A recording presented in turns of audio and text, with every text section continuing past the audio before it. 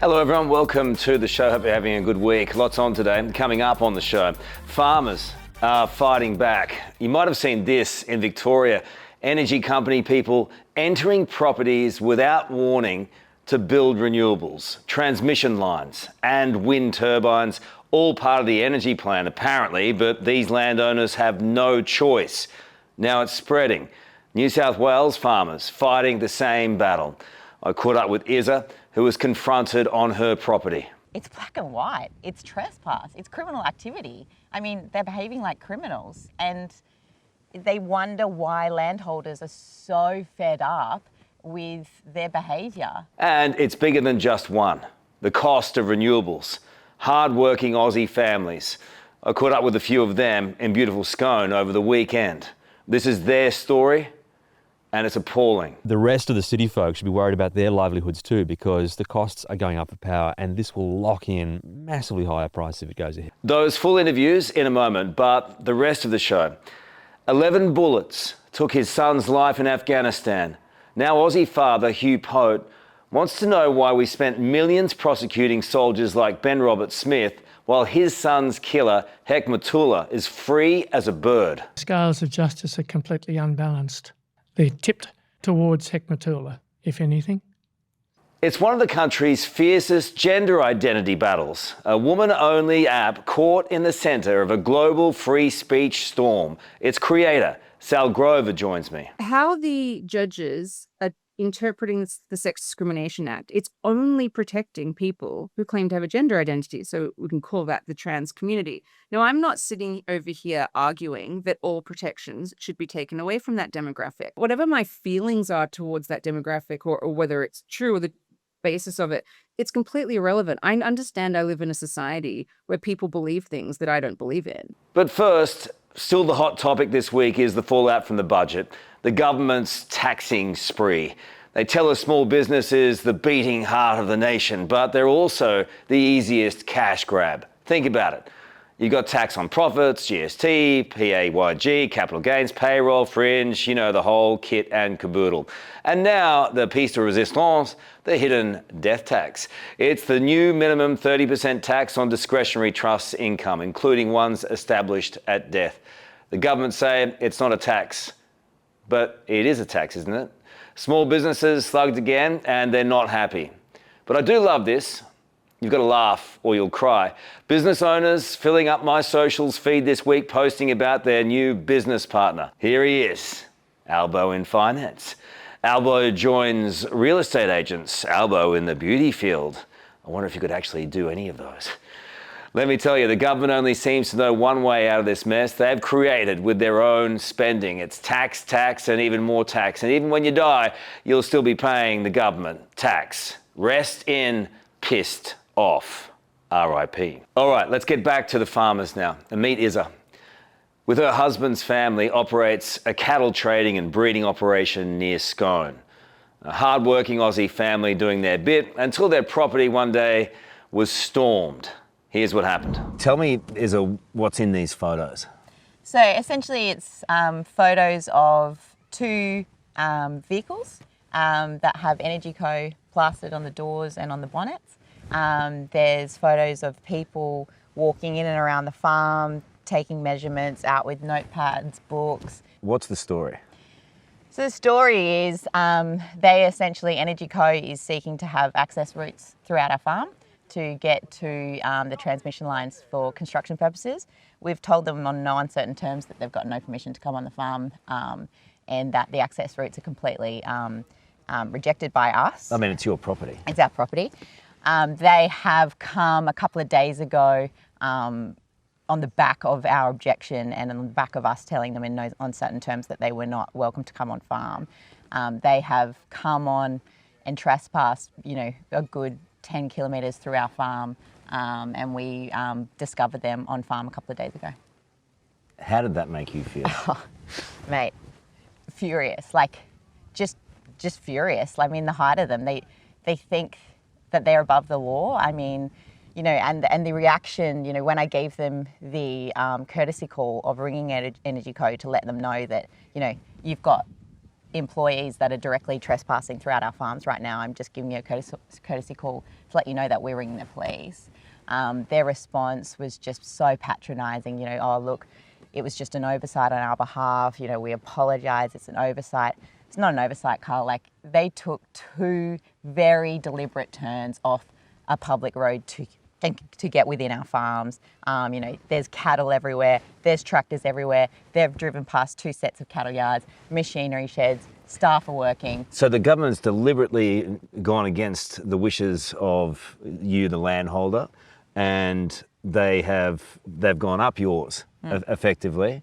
And without telling you, they come onto your property to do an assessment for this construction.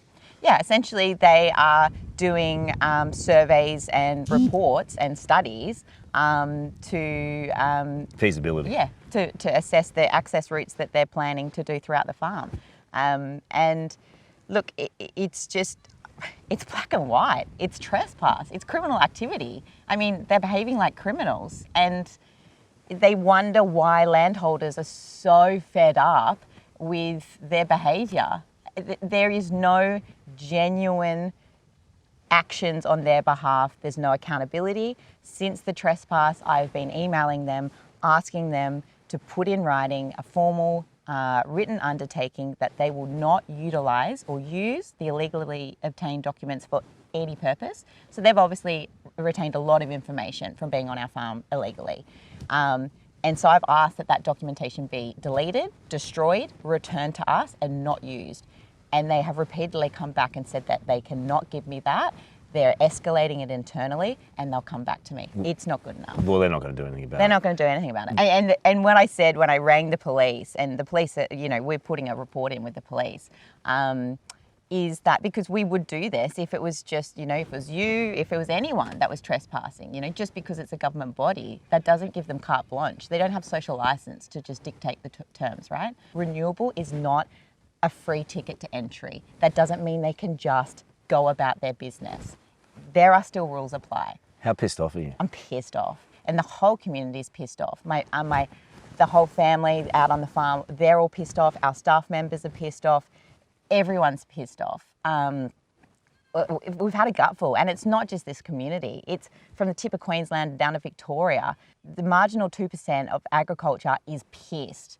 And I know we might be a minority, but unless the majority starts listening to us, there is going to be major ramifications because people are at breaking point. So whether or not and how this goes through for them, they actually don't care at the end of the day. So if I were backing 2 people in a boxing ring, one was Energy Co, one were the people of this community, I would back the community every day of the week. But you know what, you're overacting a little bit. I mean, it's only a little bit of your land.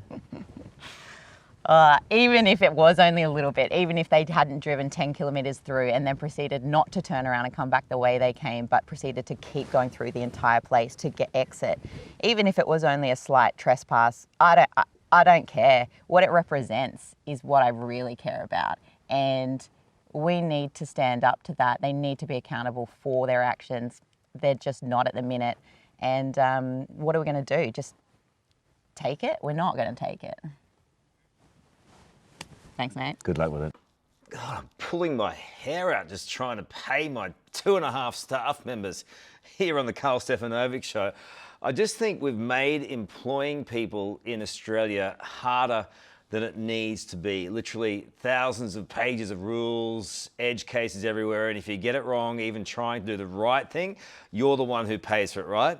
You shouldn't need to be an employment law expert just to pay your staff. That's the single best thing Tanda does. The platform business owners just jump onto, and it does everything end to end when it comes to employing in Australia. It understands the rules and handles them for you. Fair Work Awards, payroll, rostering. Built right here in Australia. Brizzy, actually, which is even better. Tanda makes it easier to be an employer, and honestly, it should be that simple. Righto, back to it. You'll get paid, you guys, don't worry. When? It's unbelievable, but as Isa mentioned, she isn't alone in this. Horse trainer Rob Archibald, local landowner, and psychologist Anna Young, and energy sector expert Aidan Morrison joined me in beautiful Gundy over the weekend. Well, this is their experience. Guys, thanks for having us. Really appreciate it.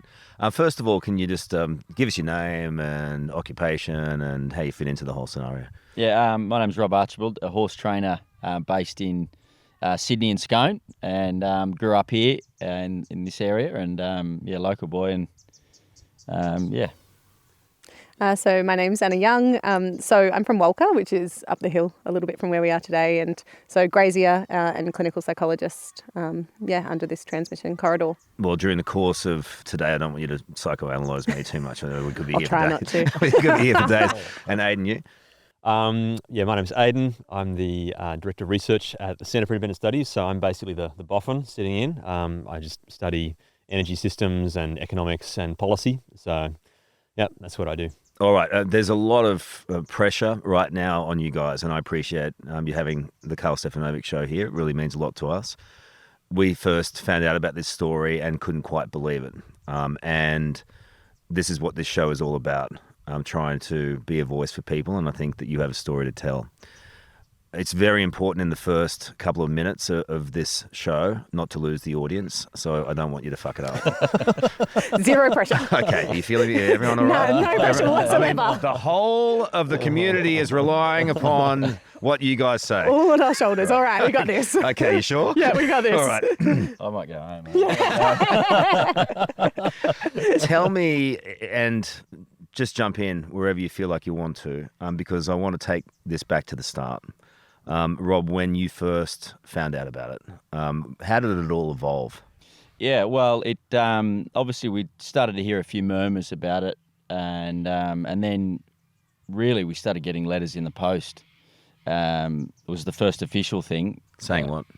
Basically saying that the plans that they had, they wanted to put a power line through from Walker to Bayswater, and obviously as the land owner, it was going to affect us. And initially it was just the planning process and some consultation, and they wanted to open up discussion.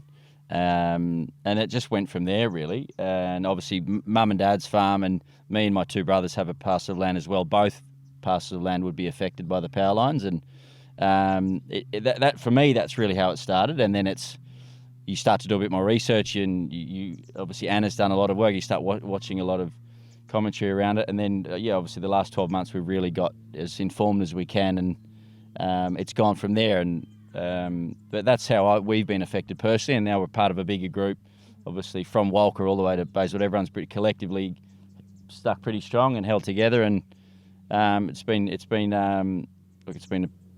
good.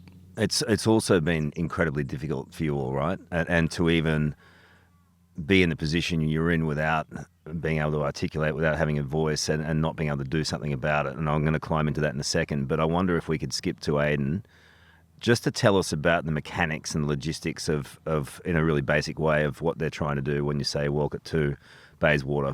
What they're trying to set up here and do. Yep, so basically they want to take renewable energy into Sydney and the Sydney strong points of the grid, which is Bayswater, big power station there.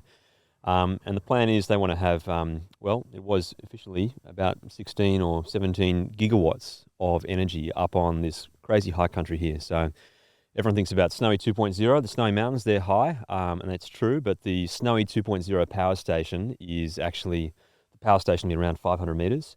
And these power lines have to go up to well over 1,000 metres to get up onto this plateau. So we're 1,400 in a lot of the places in Walker, yeah. Exactly right. So 1,400 metres. So up into the sort of one of the steepest, tallest, most rugged parts of New South Wales, into an area that is wet. It's amazing agricultural land because all the wind pushes damp air up the hill to that height, and it rains well. So it's prime agricultural land. It's terrible for solar, right? You should have place in the world to build solar because you've got all this fog and this rain, which is why it's so amazing for its agricultural value up on the plateau there. But also, they spent several years, a couple of years, scoping out the best place to build this giant transmission line. It's actually going to be probably 3 transmission lines. So the biggest corridor, right? 2 gigawatts going to Snowy Hydro 2.0, all right? 2 gigawatts. They're meant to have 8 gigawatts of network capacity up in this area. Can you break the gigawatt side of things down a little bit into layman's terms, but effectively I think there'll be a lot of people in the city who watch this show who go, hang on, the renewables, the wind farms here, and you've got to build transmission lines to get the power from there into a grid. So just explain that and what the size of the power that we're talking is. Yeah, sure. So a really rough rule of thumb is that a gigawatt powers about 1 million people, about 1 million sort of residents in a city. So it's a lot of power. So the big complex of power stations right down here in the Hunter Valley that has Bayswater and previously had Liddell, those two together were 5, right? So we're building, the idea was up in this plateau here, 3 times as much installed capacity because the wind is not always blowing and the sun is not always shining. So you got to triple everything roughly. Hang on, sorry. This is startling to me. Yep. Wind farms, they don't always work. That's exactly right, mate.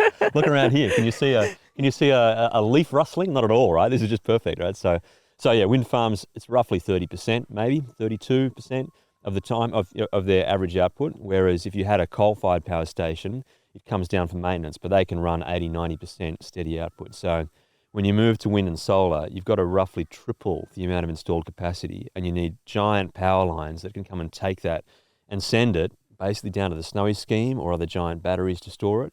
So we need a huge scale of transmission. So how far is that? A couple hundred Ks? So this, it's 217 for Bayswater to Walker. I think that it's meant to be about nearly 300 K of 500 kilovolt transmission lines. And what does that look like on the ground? On the ground, these towers, we don't have a lot of them, but they're double circuit steel towers, 500 kV, 70 to 80 metres tall, depending on exactly how they configure the way they hang the lines up. But yeah, I've been to a lot of country areas and seen the normal 330 kV lines or 220 kV lines, and they can sort of fit sometimes within the tree line, like, from a good distance they kind of blend in. And then if you see the 500 kV lines are being built, they stick absolutely head and shoulders and neck above everything like that in the area. So they just dominate the landscape. So that's 80 metres high. And what's the corridor then? I mean, and how do you find out about that as residents here? So the corridor that they're talking about for us, we found out the day before it was announced publicly to the rest of Australia. And so they got my husband off a tractor and they said... How did they do that? They literally came to the front gate and called his mobile. And they said, is that you on the tractor there? We've been trying to get in contact. Who came to the front gate? Energy Co. So they're the government organisation that are kind of steamrolling this. And so they've just got employees that it's actually really frustrating. They call them your property managers, people we've never wanted to engage with before, and that's their title. And so they called him and they said, oh, that's you on the tractor? And he said, yeah, who are you? And they got him off and they said, oh, by the way, there's going to be a corridor going through your farm that's going to be used as an easement by the government for these 80-metre high, size of Opera House towers. What did he say to them? Was he armed at the time? No, but he was shocked, number one, because we had not heard anything about this. So this is October, just before the October long weekend. Never heard a word of that before that. And so, he was shocked. And then he took the piece of paper, same as you guys would have got, that said announcement coming tomorrow. They wouldn't tell us more about it until the announcement. So they knock on your door, these energy Gestapos, and they tell you, this is the corridor, this is what's going to happen to you, and you have no consultation. And I can't fathom what that would have been like for your family. So they say that they're consulting with you. A day before the announcement. Yeah, and they say, oh, don't worry, right now it's a 3 kilometre wide easement. So that's what it was in October. And they say we're going to narrow it down to 1 kilometre and then we're going to narrow it down to 200 metres. Okay, so that's going through various properties, and how many properties are affected? So initially there was over 200. Right now they've narrowed it down to 150. Sorry, they've reduced the corridor. And so now there's 150 of us from Walker to Bayswater. But this is where it gets really frustrating, because they'll say it's just 150 people. But it's not just 150 people, because if you're a neighbour of that farm, you are going to have access tracks through your place, or you're going to have these 80-metre high monstrosities, that your roads are not equipped for. They're going to be building them for years, and it's our whole communities. So, 150 of us directly affected, but whole communities. So I can understand it's a 200-metre wide easement that cuts through 150 farms. Yeah. Or probably. Every single part of a farm or a property, in my experience, is used. Absolutely. So it's not just something that you willy-nilly throw away. So when you got that news, tell me how your family reacted and what you did, how you tried to navigate that. Yeah, so we were confused. Before this, I knew nothing about energy. Sorry, Aidan. So we were trying to get our head around what it even meant. What is an easement? What are 500 kV lines and towers? And so we did a lot of research that night, just trying to get our head around what the announcement could possibly be, where the tracks might possibly go, because they wouldn't give us the exact location of where it was going to be on our farm. And so we were just getting our head around it. And then the next, week or so after it got announced, we just called a meeting with all our locals because we wanted to try and understand who was impacted and what this meant. And then really luckily we had some amazing farmers, down the south of this line. And, it's just been a scramble ever since to catch up on knowledge and understanding, because they still kind of reluctantly just drip fed us information. There was no great consultation anywhere along the way. Did you ring your local member? Yeah, actually the day after it happened, I did, and I'd never called Brendan Willen before, and he, has been amazing. He answered back straight away, called me within 5 minutes and explained some more about it to me. Because did he explain that he could do nothing about it? No, actually, he kind of said, we're going to work through this. Let's see what we can do here, because I think that it's one of the biggest scary things that happened when we got told about this was that it was really clear that it was forcible acquisition of our land. Explain that. So essentially, we can't say no, was what they said. You don't get a choice in this infrastructure, even if it's in the wrong location, even if it's going to damage everything, even if it absolutely stuffs your farm and your business. It was, we choose where it goes, we're the government, and we have the powers to do so. I did not even know about that. Yeah. No, nor did I. And so they'd passed some legislation to give them extra powers. And they're trying to pass one actually right now, a new one at the moment. Penny Sharp and Chris Minns giving themselves even more power to make this even quicker when we oppose things. So, yeah, that was the scariest thing, that there was no, even though they say they're consulting, there's no true consultation here. It's just, this is where it's going, and you're going to deal with it. Ram it through Parliament, and you got to deal with it. So Rob, you're finding out more about this too. I mean, they say when anything physically goes wrong with any human, they become immediate medical experts on it. And I think there's a truth to that. You start getting your head around energy. You start getting your head around, and your family's been here for a long time. How do you feel about it initially? Oh, well, we're just initially confused, as Anna said, sort of just the unknown of what was at stake or what was happening. And then obviously it turns into devastation of the reality of what's, initially so many different factors. Obviously the value of the land is a massive one. Mum and Dad's life's work sort of reduced to in some cases, I think 50%. So how does that buyback kind of work of the land? Well, they don't buy the land. I believe that they offer you an incentive for each tower that's on the land. I think it's something like which is minimal to what laughable. Is it? It's embarrassing. $200,000 per big tower. Yeah. Over 20 years, all What? up. And then there's a little bit for the 200 metre wide strip. They don't understand how farms work, so we said to them in a meeting, no, you devalue the whole farm by, as you said, up to 50%, 10 to 50% of your whole farm value devalued. And the property manager at this meeting said, no, it's just the easement that gets devalued. Who's going to buy a property with those on it? Yeah. Right. And you can see how beautiful it is here, and how the impact it would obviously have. And dive into that for me, Rob, because you have been here for a long time. I'm sitting here, it's so beautiful, and everyone's so connected to the land, and everyone, wants to do the right thing by the land. But for you, when you hear all this, how does it make you feel emotionally? Yeah, it's just incredibly sad, really, with what we're faced with or what's coming. It's heartbreaking for everyone. I mean, it's amazing how I suppose, how close everybody's been all the way along, and I think that's a representation of how strong everyone feels. And like mum and dad, they're devastated. They're not sure where to go with it really, but it's sort of bonded everyone together, hasn't it? Like everyone's become stronger. Towns have got closer, and just so strongly opposing it. Anna, for you, yeah. I think what people may not understand is how much our land is so important to us. Like, as farmers and landholders, everything we do is for the next generation. It's to pass this land on in a better condition to our children, and they're taking away that from us. It gets you. Yeah. You work really hard, and your parents would have worked really hard. Yeah. That's not fair. Like, that doesn't make sense. You guys only found out, late last year? When did this start? Yeah, like October.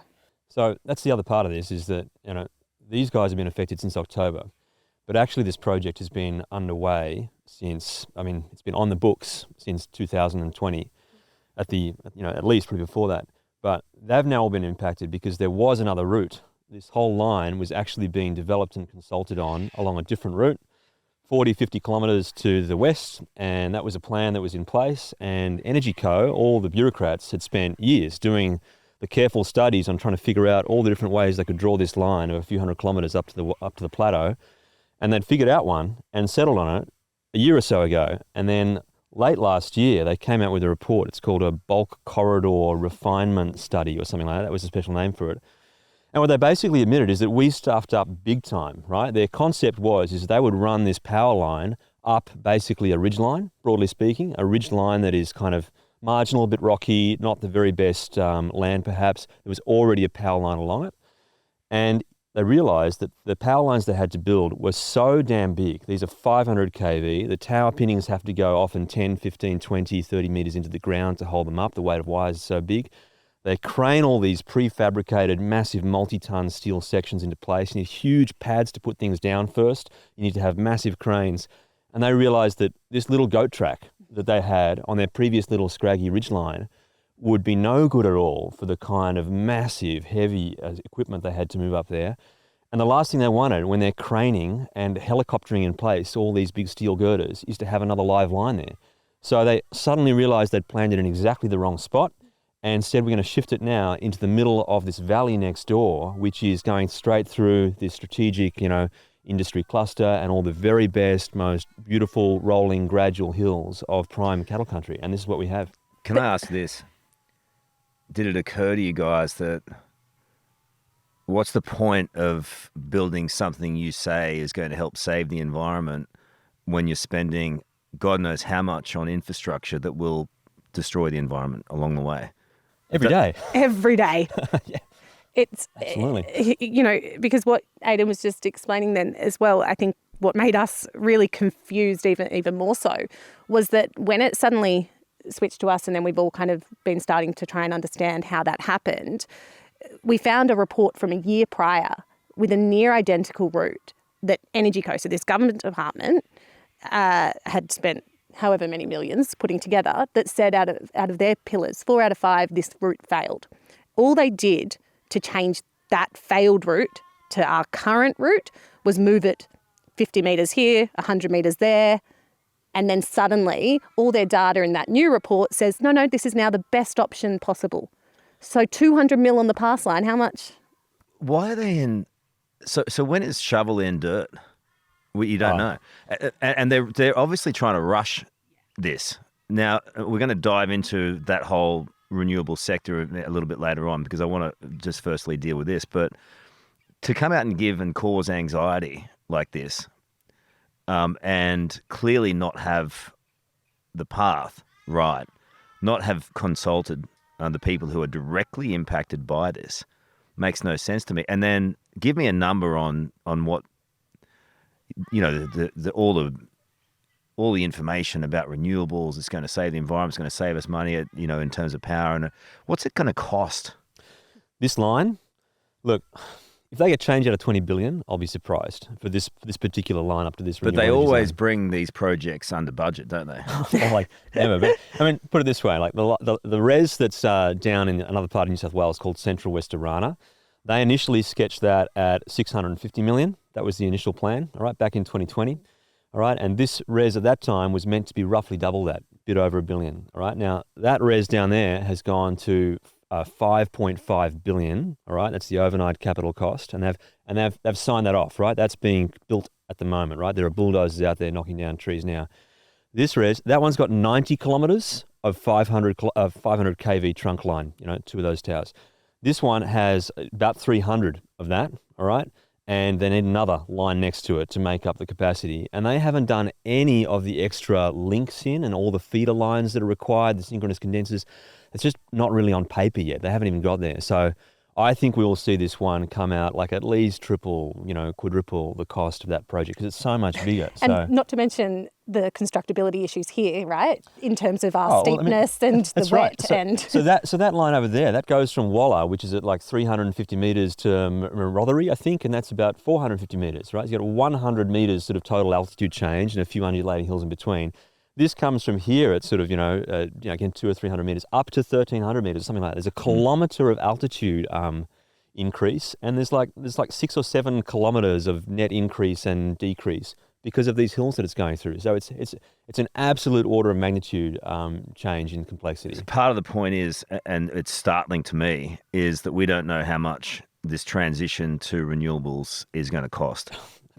That's what we're learning every day. And when That us as well. but when I say that, I mean this is billions upon billions upon billions, and this is not going over on the deck that you're building in your backyard. This is billions, and we don't know what the end cost is going to be. I mean, look at Snowy Hydro.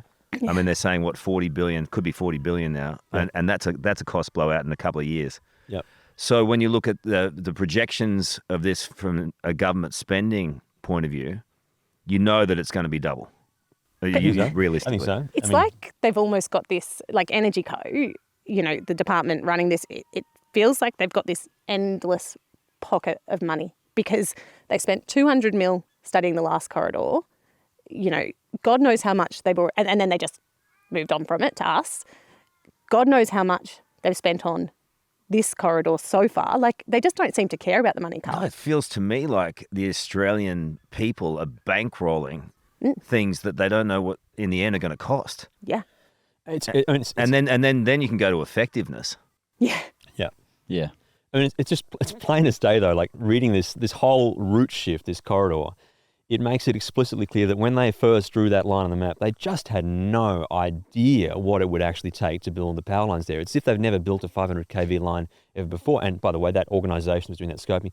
They haven't, right? It's a newly stood up government entity that's been put in charge of all this stuff. But like when they did their scoping study on shifting it all, I read it, and a bunch of other people were coming to me, like farmers and friends like this that we have around here, saying, this is all rubbish, isn't it? Why would they need to shift the corridor? And I read the report and I'm like, no, it's not rubbish. It's absolutely true. Like they need to have like 500 of these towers out of 1,300 would have to be installed by helicopter because the land was so damn steep, right? So this whole valley would be busier than Bagram Air Base, like at least 10 lifts per 500 towers. Imagine all the Chinooks and Black Hawks going to lift all these things in place. A quick straw poll. Choppers are pretty cheap to run, aren't they? That's right.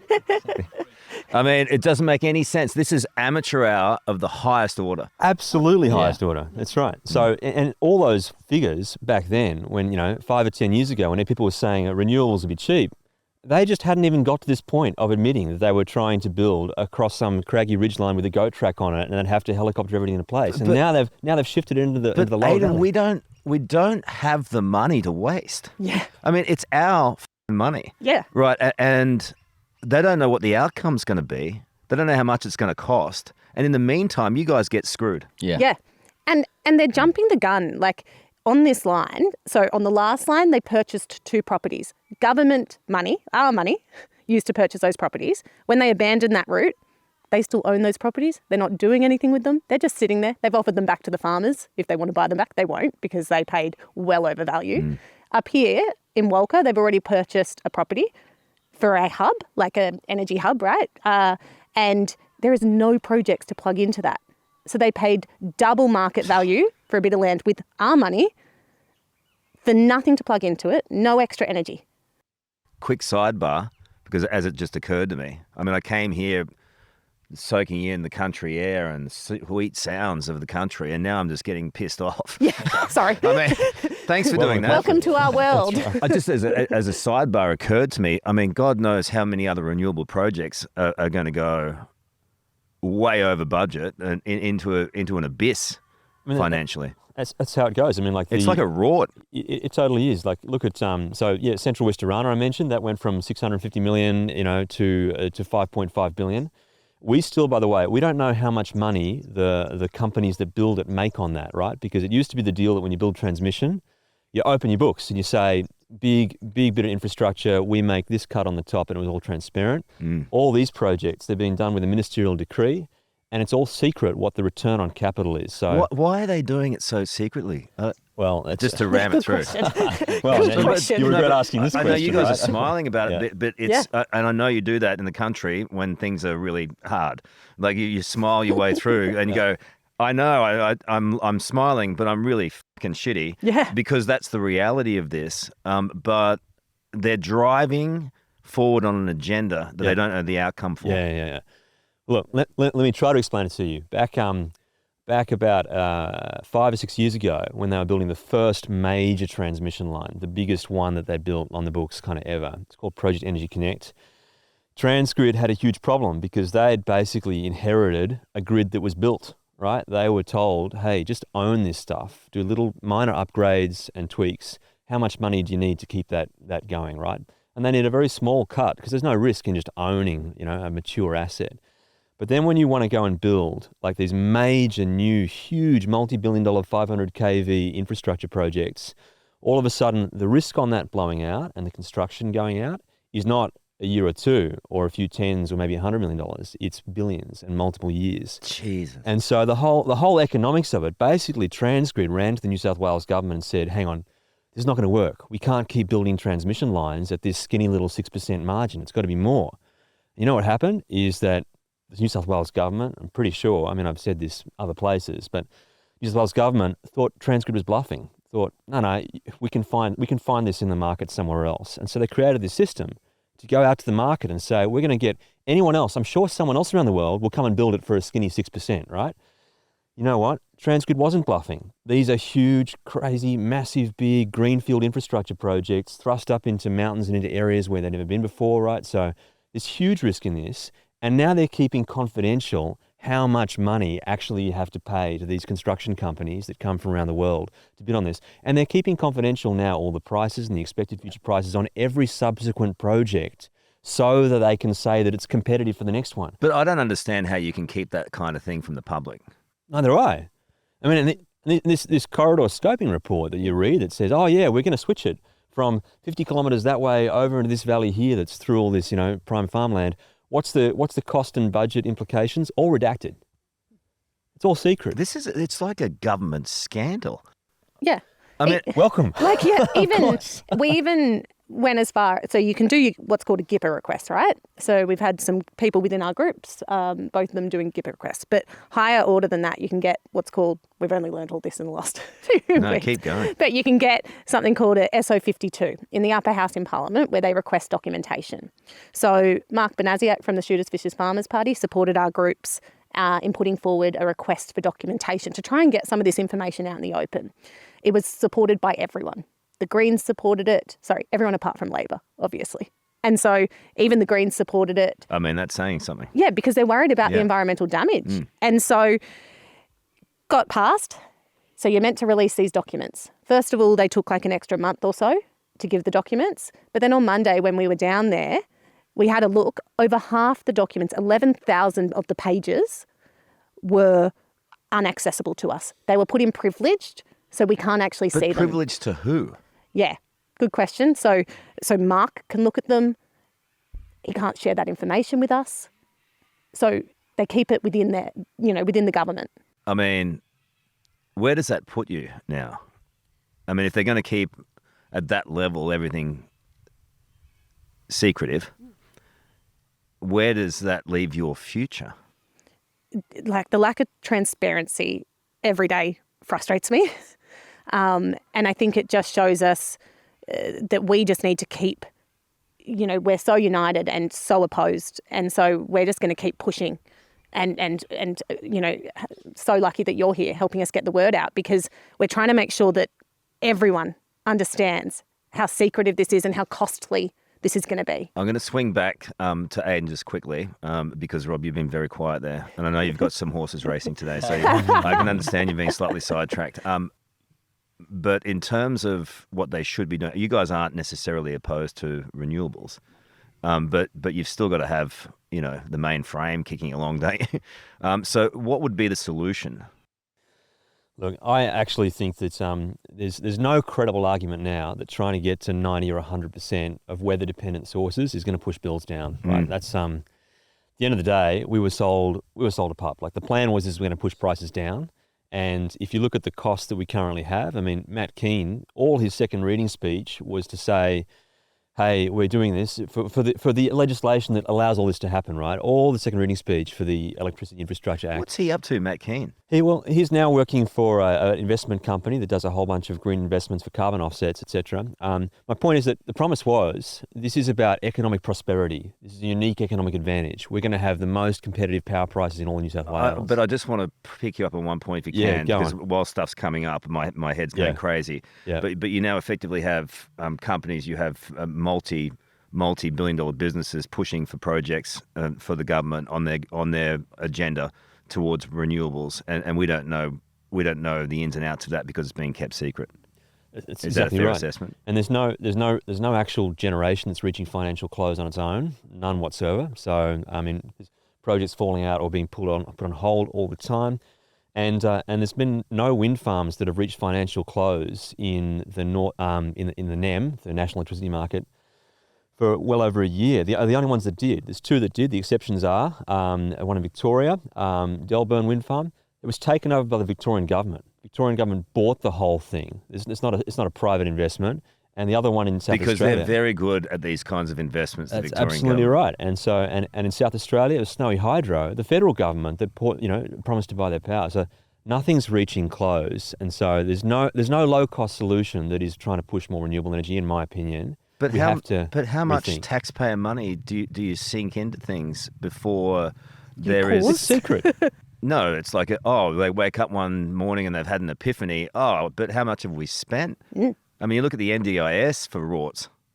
I mean, where does it stop? Yeah. I mean, the answer is we've got no idea. Like we withheld the budget documents that came out this last week. There's an NFP in the line for the capacity investment scheme, right, which is the big scheme to try to get all these renewable projects which aren't closing over the line, not for publication. So we've got no idea. As what a they're signing up sidebar, to. how many of these? Do you have any idea how many of these projects, these big projects, are being looked at around the country? Around the country? Did you swear then? No. Too big a question. Do you mean wind and solar projects or a big just res the whole lot? I mean, if we're looking at renewables, and I'm circling back to you guys because this is like the castle. Yeah, it is. For you guys. It's families, hardworking Australian families who love the land, who want the most for their families, who are getting f***ed over by government. And this just needs to stop. So just finish that on that projects aspect. If you can. There's I think there's be hundreds of projects around Australia that are on the books, all right, but they're just an application or a pipeline or a plan, but none of them are reaching financial close. World of difference. We've been given this impression that there's so what does that mean? As in, like, they've said they've drawn plans on a map, they've gone out for consultations, or they're seeking approvals to say, and so the ministers will jump up and down and say, look, industry's all interested. But when it comes to the final step of putting your money down and actually getting shovels in the ground, they're all stopping. Wow. Right? So the pipeline there's not a pipeline there at all. That is a myth. Like, everyone's got plans on the page, but when it comes to putting your money down, government money gets put down before anything moves. Because the private sector will follow the money until a point comes when they go, actually, you know what, the longer this goes on, these renewable things look like we're going to have to sink too much money into it in order to get money back down the track. No, but that was 5 years ago, right? When when the industry was saying we need certainty to invest, they weren't saying that we're not quite sure whether the government will change the rules on us. They were saying, we can look at our projects. We're absolutely certain these are uninvestable, and you need to promise us the subsidies and the schemes up to untold billions in order to get them over the line, right? It was certainly uninvestable and has been for years. This appeal for certainty is about for whatever it takes subsidies to be put in place to try to get the pipeline moving So again. it's effectively taxpayers going, It we'll is. back Yes. It is. But we'll give the example for our region. So back in 2019, this was kind of sold to the government, right? So this transmission line that we are now under is to join what's called the New England Res, right? And we look at maps of what the government was shown about what projects were going to happen. And for instance, on that map, there's like 6 projects around Walker that are dotted as being told like they're going to come to fruition. So energy salesmen saying, yeah, they're going to happen.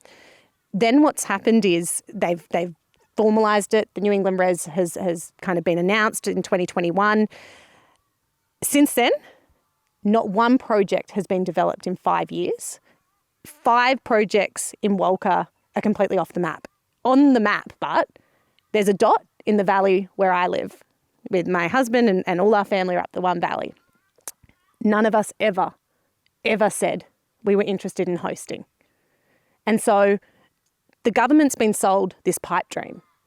And at first they went with the information they had, but now we're 5 years on from 2021 and they're just unwilling to turn around. It's like you're living with this diagnosis. Yeah.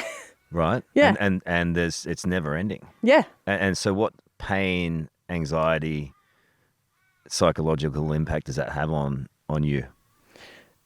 I think, on all of our affected farmers that are dealing with this, and not just in our region, everywhere, I think the uncertainty that comes from something like this causes a significant amount of anxiety for people. I think the burden of the mental health impacts at the moment is huge. And unfortunately, they have some standard lines that they give you. So anytime we talk to them about I think because it's so absurd, it doesn't make sense. It's nonsensical what's happening here. I think that adds to how distressed people get. And anytime we talk to them about those people impacts, they say, oh, we've got these few lines you can call. You're joking. No, that's their answer. Here's a phone line to call. Yeah. If you have anxiety about a government project that's going to take your land. Yeah. Here's a phone number. Here's a phone number. Yeah, it happened this week to one of our distressed farmers because people are distressed because, That is shocking to me. Yeah. There's real mental health impacts. There's real people impacts. And again, when it just doesn't make sense to proceed, those impacts grow. Rob, you've got business here as well. What are people talking? I mean, this kind of thing consumes communities. I'm delighted to say that everyone I've met here is so united, and I think that's a very positive thing.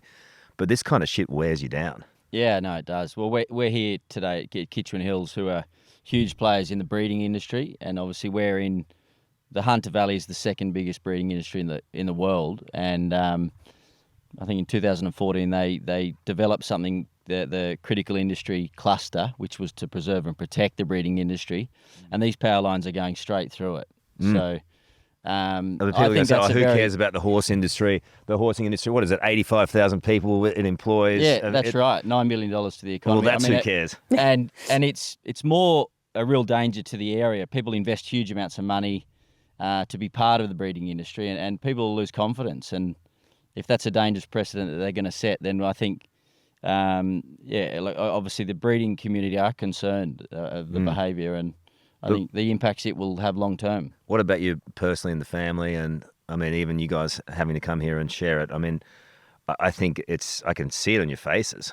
I can see it in every conversation that I've had. I can see the people who are sitting over there on tree stumps. They're invested.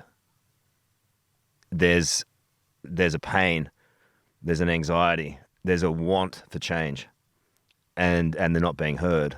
So when people aren't heard, it creates a whole anxiety of its own. Yeah, definitely not being heard. I think it just at the moment it's just devastation and trying to get an understanding of what it's going to look like in the next 12 to 18 months. But just particularly mum and dad, who have been here their whole lives. Obviously, it's just heartbreaking, really. I mean, you spend your whole life working towards something. As Anna said, our parents work hard, make a living, and they just want to pass it on probably better than they found it. And, in many instances along all these farms that are affected along the corridor, they're not going to be in a position to do that. Big part of that's just the devaluing of the land, as Anna said, somewhere between 10 and 50%, but it's a lot more than what Energy Co are sprouting. And one factor that just shows the moral compass how wrong it is that if the project gets abandoned halfway through, the responsibility is on the farmers to remove the towers, which just makes no sense. And that just is a small piece of how wrong. A lot of this is very hard to take. I just wish we had a scone. Oh, hello, Di. Di, have you got any coffee there, love? Very nice to see you. Yeah, give it to him. So sorry. Nice to see you, Di. Big fan, are you?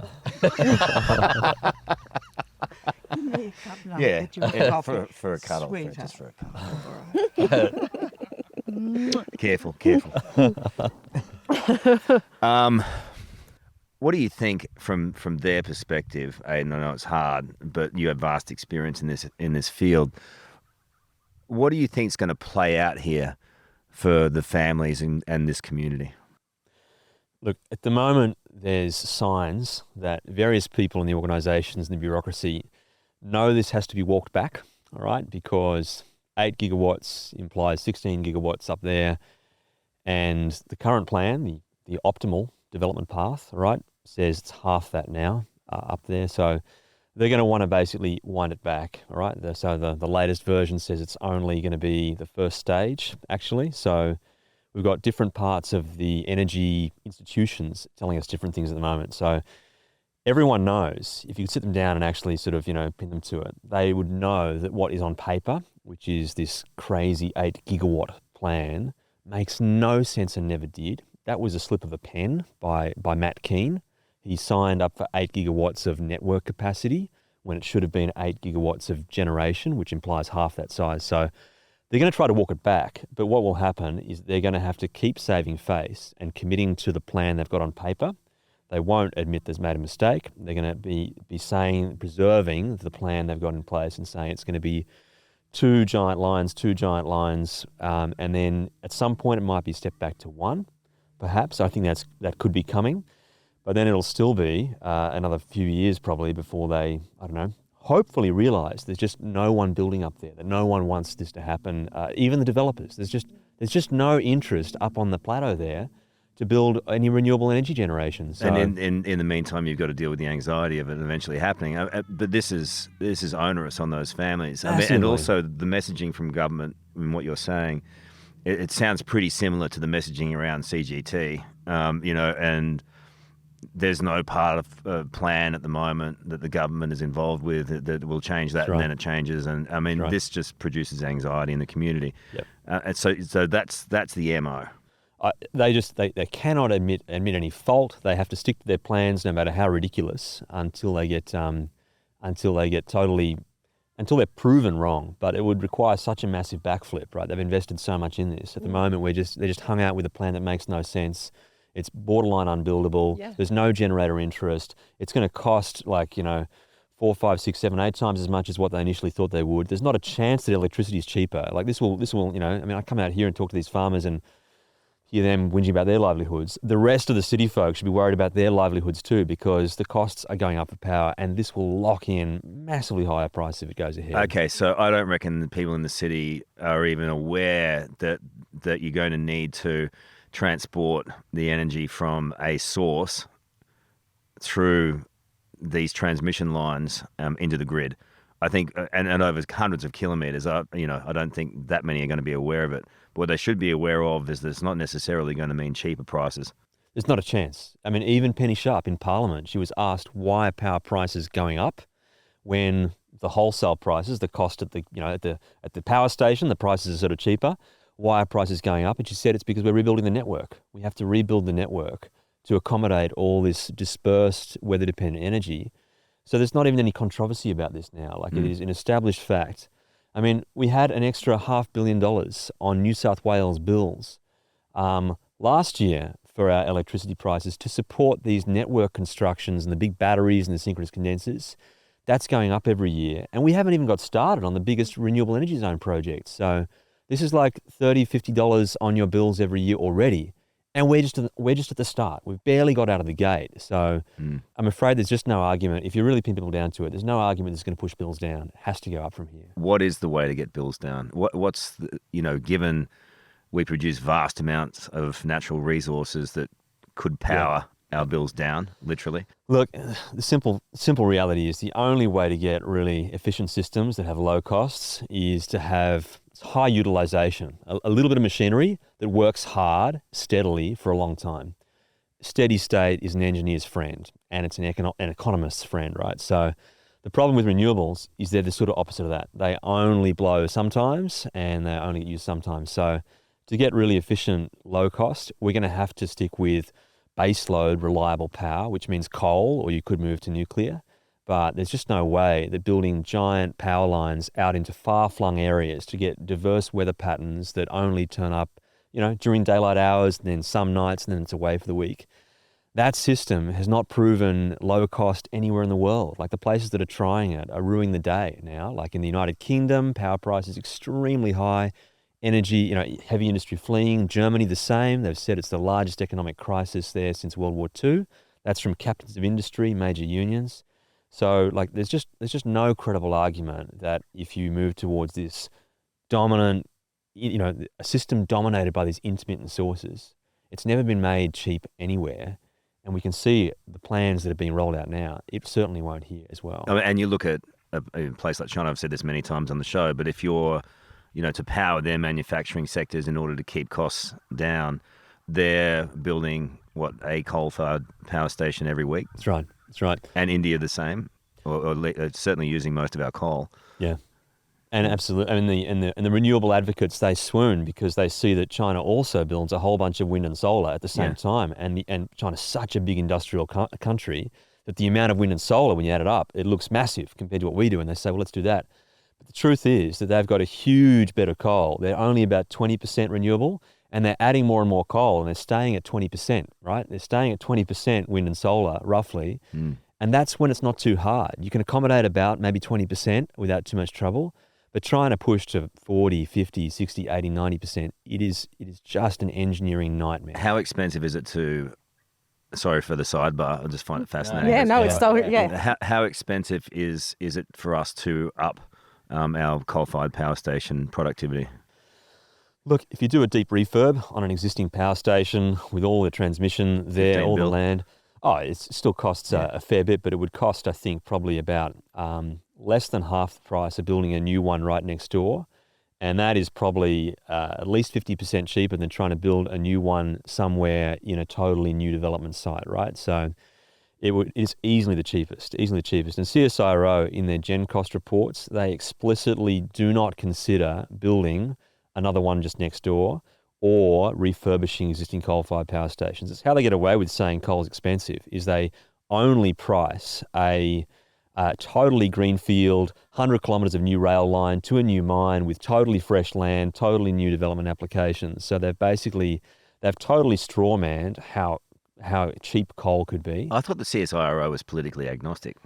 Well, that's the weirdest thing. But get this, that's not the worst of what they've done. The worst thing they've done is they've actually chosen a coal-fired power station design that has never been built commercially anywhere in the world at temperatures and pressures that are just unprecedented, right? It's a pure paper design.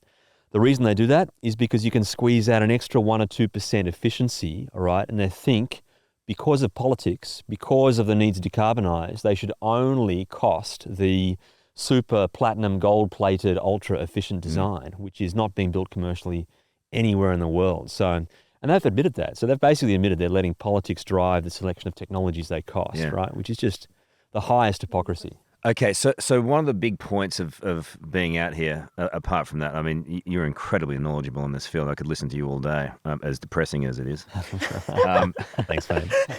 I'm out here for my mental health. We'll talk after you talk to Aidan. Just another session, another 3 or 4 hours. The point part of the point is that when we found out about this story is that I think people in the city need to know that a drive to an agenda, everyone wants to look after the world and they want to do the right thing. But you have to know that it comes at a cost. And the point is we don't know what the cost is going to be financially. That's right. But it also comes at a cost for Australian families, hardworking Australian families. And you guys are right in the firing line with this one. So what would you like to say? And I can give you a moment to think about what you'd like to say. But I think it'd be really important if you know that you're speaking directly to an Australian family in the city. What is it that you'd like to say? Just it would just be. Can we just slow down, and can we really make sure this is exactly what we need to be doing? Because there's just so many strong arguments against it, and it just seems you're not only destroying the lives of the 150 landholders that are on this corridor, but it's where we go for the future. And let's just reassess, reset, and can we take our time and make sure that every step before we start just ripping up the environment, stripping up the land here, it's the right decision, because it just feels so wrong at the moment. What does this land mean to you? Well, it's home. It's our life. And, you said it beautifully. I think I'd like... You right? Yeah. It's better. No, I'm said it very well. out. I'm reaching out. No, we got this. Yeah. We got this. I think that it's really important that people understand our opposition to this New England renewable energy transmission line and the renewable energy zone in the New England is not because we're for or against renewables, but we're for common sense. And, this project destroys so much in terms of environment. It destroys so much in terms of people and families and communities. And it's going to cost so much. And when there are other alternatives that don't do that damage, why isn't the government stopping? Why aren't they going, hey, there's new information. It's time for us to reassess and pause this now so that we can reassess and make sure we don't stuff this up for future generations. We don't want to be wearing these energy bills for the rest of our lives and for our kids' lives as well. Like, this debt is going to be insane. And so I just, I hope people understand that this is about, common sense actually needs to come into play. And it's time that Premier Minns just needs to whoa up on this agenda and actually listen to the people on the ground. What would you say to mums in the city, right? What would you say to, hardworking people in the city who have kids, don't even think about you guys, which is, fair enough. But when they think about this kind of thing, how their power is generated, how renewables are going to affect their lives and how they're affecting others, just give me a sense of what you would say to, your contemporary in the city. Yeah. So I would say to my contemporaries in the city that this rollout is going to cost them and their children, and in terms of environmental damage that can't be undone. Like, once this land is gone, like this, we haven't touched on some of the environmental impacts of this, and they're huge. And so if they're trying to do things better for their kids, if they're trying to protect the environment, they should be calling for this project to be halted. And if they're worried about how their kids are going to survive into the future, they should be calling for this project to be halted. And Aidan, in addition to that, it is, if the government wants to steamroll projects out there without consultation, that is what it's at stake right now. It's how can you impose upon hardworking Australians an agenda that they're not even aware of? Yeah, I mean, my heart absolutely goes out to these people that have, built their built their family businesses and their homes and their livelihoods around the land and around what it is, and the scale of the industrial imposition that's about to come onto them is enormous. I mean, I don't know what sort of consultation could make up for that, but the scale of an industrial rollout that's designed to save the environment. Well that's right. That's right. I mean, it's absurd. It's absurd. It is absurd. That's what we were told. But Karl, like, the thing that I also want, people to realise, I don't think it's sort of the penny's dropped yet, is that, I mean, the deal always was, like, the premise on which that this was advanced was this is going to be good for us as a country. The whole damn country would get, increased industrial competitiveness and lower power bills. And look, I'm a big nuclear advocate. I've been sort of saying nuclear is a great way to go for ages. And in America, like, they had a massive nuclear project which went off the rails. It's called VC Summer. Right? Two of those executives, they went to jail. All right? They went to jail. Kevin Marsh and Jeffrey Benjamin, I think, went to jail for a year. And the reason is they were hiding the evidence that this project could not deliver on the promise, right? They'd agreed you can take money from taxpayers or ratepayers to deliver power at a given price, all right? And they hid the evidence that they could no longer make good the deal they'd struck, and just kept getting government to throw good money after bad into their own pockets, into their mates, the contractors' pockets, and they hid that. They went to jail. And I think that is how it should be. So they bloody well should. But we are so deep into this territory now, we make that look like a small project stuff up, right? This project here that should have been like $1 billion or so, I don't think they'll get changed out of 20. Wow. There is just not a chance that this is going to be, like, the contract has been broken. It has absolutely been broken. And all the bureaucrats are kind of washing their hands of it, saying, the government policy is still to do this. It's not our problem that it's going to blow up the costs, and we know it's expensive. And, like, someone just needs to hold them to account. Like, we're not still saving the world anymore. You've broken the original premise of why we're doing this, which is meant to be for the environment. We know it's horrendous, but also for costs. Like, we were told this is going to push power prices down. Not a chance in hell. Not a hope in hell. This is your home. It's a beautiful home, and I feel privileged to be here. It's worth saving. So thanks so much for having us. Thank you. Yeah. It is unbelievable, isn't it? Let us know if you're affected by those things, and we'll stay on that story. Well, Aussie soldier Rob Poate, killed by a rogue fighter in Afghanistan who was supposed to be a friendly. A terrible turn of events that Heston Russell says changed the game. So I was then informed that literally just less than 12 hours beforehand, or less than 8 hours beforehand, the night before, on the 29th of August, Sergeant Hekmatullah, who was an Afghan National Army trainee being trained by some of the Australians from the 3rd Battalion Battle Group, had got a weapon and murdered 3 Australian soldiers who were playing cards that night at one of the patrol bases. And at that time, they had sent an SAS patrol forward. I think it was a stroke of brilliance that they actually sent Ben Robert Smith's patrol forward. You could just imagine these young Australian soldiers, mainly from 3RAR, had just had 3 of their guys murdered. And the guy who steps off the chopper is Australia's most decorated soldier. And I've had conversations with his squadron commander. It definitely was a design. But they were immediately there on the target, going through this guy's gear, Hekmatullah's gear, to find whatever they could. Ended up, getting off his laptop. He'd taken a selfie of himself, so he immediately pushed that out.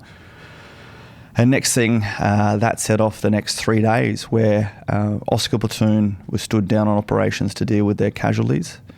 And my commando platoon, November Platoon, was pushed over to the SAS squadron and partnered with the SAS troop to conduct 3 days worth of operations to track down Hekmatullah and to stop him from escaping to Pakistan, which was their intent. So Robert's grieving father Hugh has broken his silence, challenging the government over military justice and priorities. Years of government cash being poured into investigating and tearing down soldiers like Ben Robert Smith, but never the same intensity in hunting terrorists who actually slaughtered our troops. Well, now he wants answers and accountability. Here's my chat with beautiful Hugh.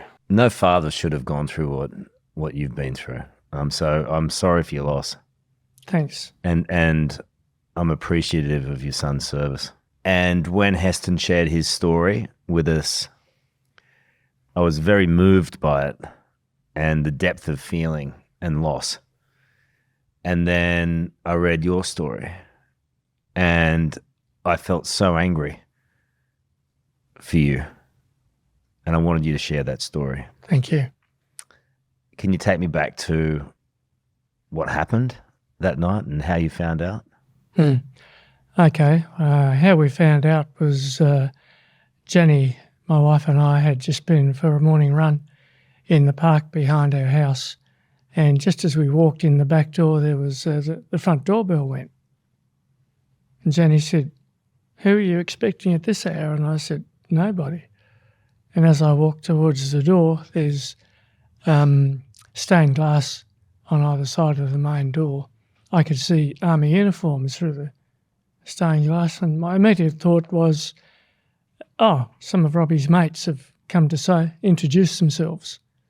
And I opened the door, and there were two lieutenant colonels there, and I knew they wouldn't be friends of Robbie's at that rank. And they kept asking to see Mrs. Poate, and Jenny had hidden. She saw it as well, saw the officers, and she decided to stay out of the room. And I looked back and I couldn't see her, and I said, "Well, I'm Robert's father. What's happened?" And one of the male, there was a male and a female officer. The male took a big, deep breath and he said, "It's my very sad duty," these are his exact words, "it is my very sad duty to inform you that Private Robert Poate has been killed in action." And I said, "No, that can't be true. I was talking to him only 24 hours ago. You must have the names mixed up." And he said, "I'm sorry, Mr. Poate, I can't wake you from this terrible nightmare."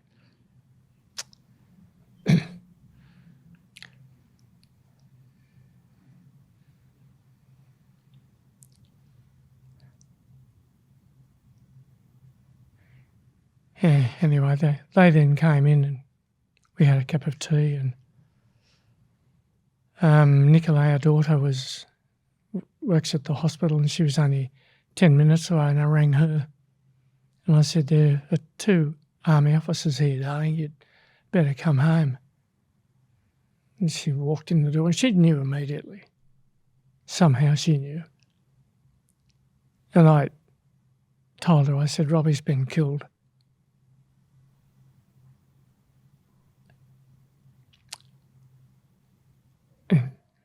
And she looked at the male officer and she said, "Was it quick or did he suffer?" I think because of what she'd seen in the hospital, people dying in pain. And he said it was quick. So sorry for your loss, man. And it was quick.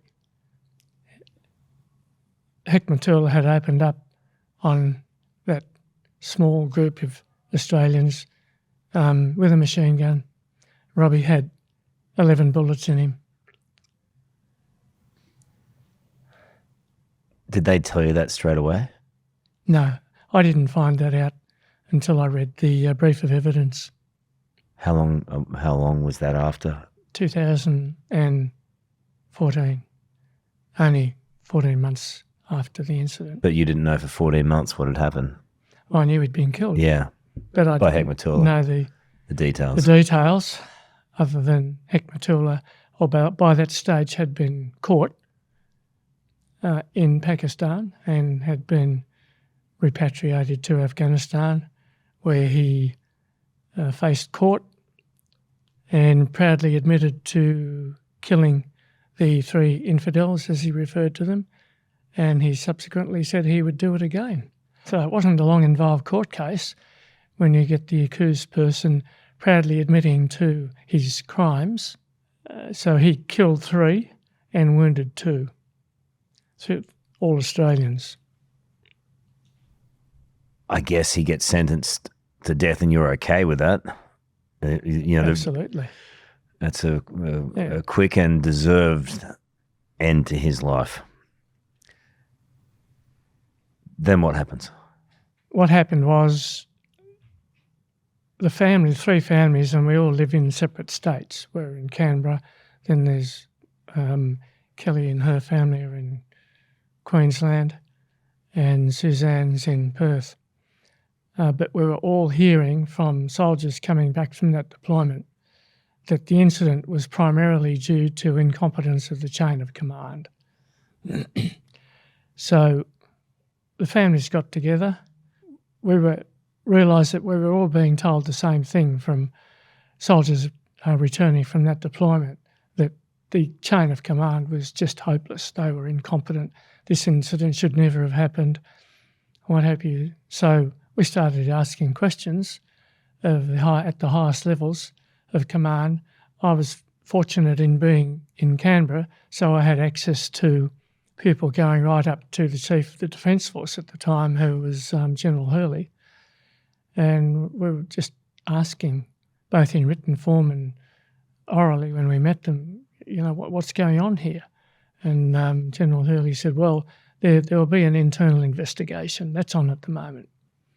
So we waited for the results of the internal investigation report. The report was very, very heavily redacted.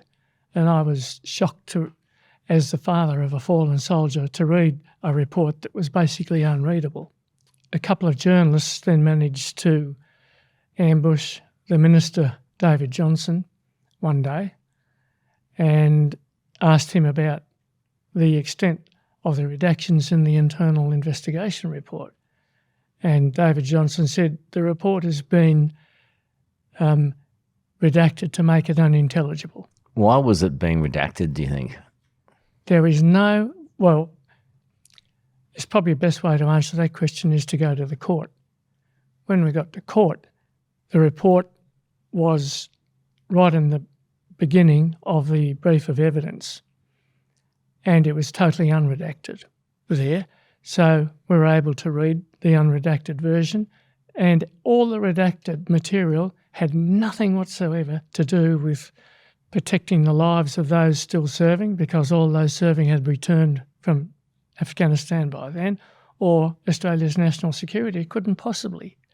It had anything to do with those two matters. It was, as the Minister said, purely to make it unreadable. Doesn't make any sense. It doesn't make any sense. But this is the Defence Force. This is our defence. You see, Australians have blind faith in our Defence Force, that it's exceptionally well led, but it's not. And that incident proved it. Well, it wasn't then. Things have improved a bit since then, I have to say. How is the hierarchy responsible, the officers in charge? Well, there was an order issued by the Supreme Commander in response to the escalating incidents of insider attacks. And, of course, this was an insider attack. And that order was issued only 16 days prior to the incident, and it required certain force protection procedures to be implemented. And all the requirements of that order, issued by General Allen, the Supreme Commander of ISAF forces in Afghanistan, all those aspects were to be passed right down through the chain of command to the lowest levels. Well, they didn't even get to the lieutenant in charge of that patrol. Had those measures in that force protection document or order been implemented, it's quite clear, in my view, that incident would never have occurred. Subsequent to that, you heard that Ben Roberts-Smith was brought in or arrived very soon after, 20 minutes to hunt for... That's right. And went out to try and do just that, but they just missed him a couple of times. Yeah, they missed him by 20 minutes, basically. I think there was only about 5. The team was led by Ben. He lined up all the Afghan National Army people that we were mentoring, disarmed them, made sure their weapons were locked away, did a roll call, realised the one was missing. That was obviously the offender, and he'd had escaped through a little gate at the Afghan National Army end of the patrol base. Heston was in charge of one of the people that was sent out, and you heard his story on my show, which is gripping and also frustrating and all those things that you would have experienced. Yeah. They get this guy, so he goes through a court proceeding. He's found guilty. He's to be eliminated, executed. You're waiting for his execution time at some point, I would imagine. Mm-hmm. And what happens? Well, we're waiting and nothing seems to be happening. So I started writing letters to the responsible minister, being the Minister for Defence. She passed a copy of my letter on to the Minister for DFAT, Foreign Affairs and Trade. So they were both aware of my concerns, in fact our concerns. I made sure that the three families were on board with everything. So all my correspondence was also copied to the other two. They had a chance to see it before it was emailed. The responses we were getting were that we're determined to keep Hekmatullah in prison. He's been accused of murder and all these other charges, and we'll make sure that he stays in prison. And my response to all these replies was, well, why keep him in prison? He was not given a custodial sentence. He was given the death sentence. No response. There was no mention of the death sentence in any letter or email I received from these ministers, nor from the Chief of the Defence Force. But you are, in the end, you're waiting for this death sentence to be carried out, and then something happens with the Americans. They take over the prison where he is, and he becomes a free man. Yeah, well, there's something happened before then. Yeah.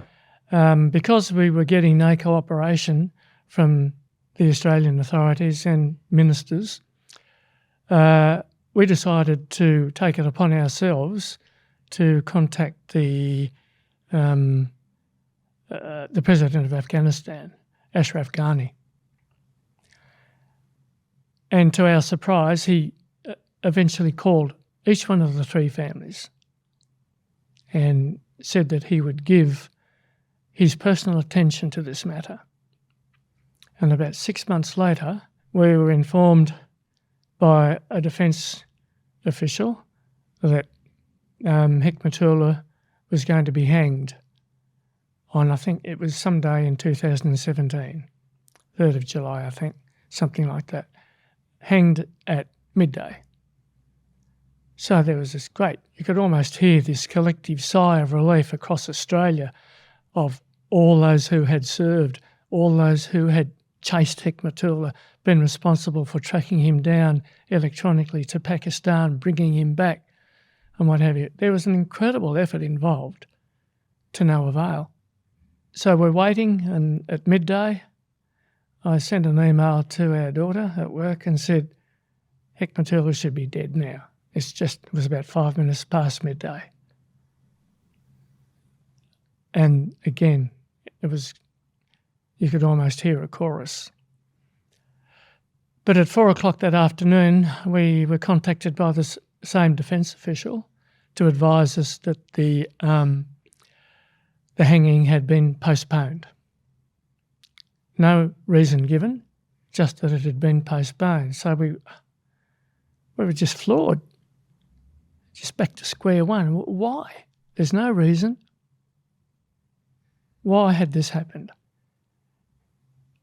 The President of Afghanistan would have signed a warrant for his execution. That was a requirement. Otherwise, the execution would not have been planned. Otherwise, we would not have been informed that it was going to occur. But then to be informed that it was about to happen and then it wasn't going to happen, yeah. Seismic pain again. Well, it's frustration. And now then the Americans decided to to get together with the Taliban to try and end the conflict. And the Taliban, their requirement was that, to end their fighting, was that all prisoners held by Western forces were to be released, about 5,000 of them, and Hekmatullah being one of them. The negotiations were occurring in Doha. Hekmatullah was taken to Doha, put up in an expensive hotel. You're joking. No, I'm not joking, unfortunately. And when the agreement by the Americans was, yes, we will release all the prisoners. Now, Hekmatullah was one that we wanted retained, and the French wanted a few retained as well. But you see, the Americans, in typical style, didn't involve any of their allies in these negotiations, including Australia. So they took it upon themselves to make these arrangements with the Taliban without consulting any ally, including Australia.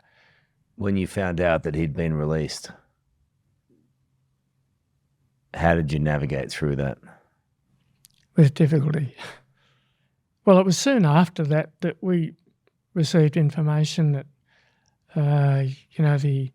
there were these claims of war crimes and what have you by Australian soldiers, particularly our SAS. And I'm thinking, well, hang on, what about the war crimes against Australian soldiers? My son amongst them. What's being done about that? And it appears that very little, in fact nothing.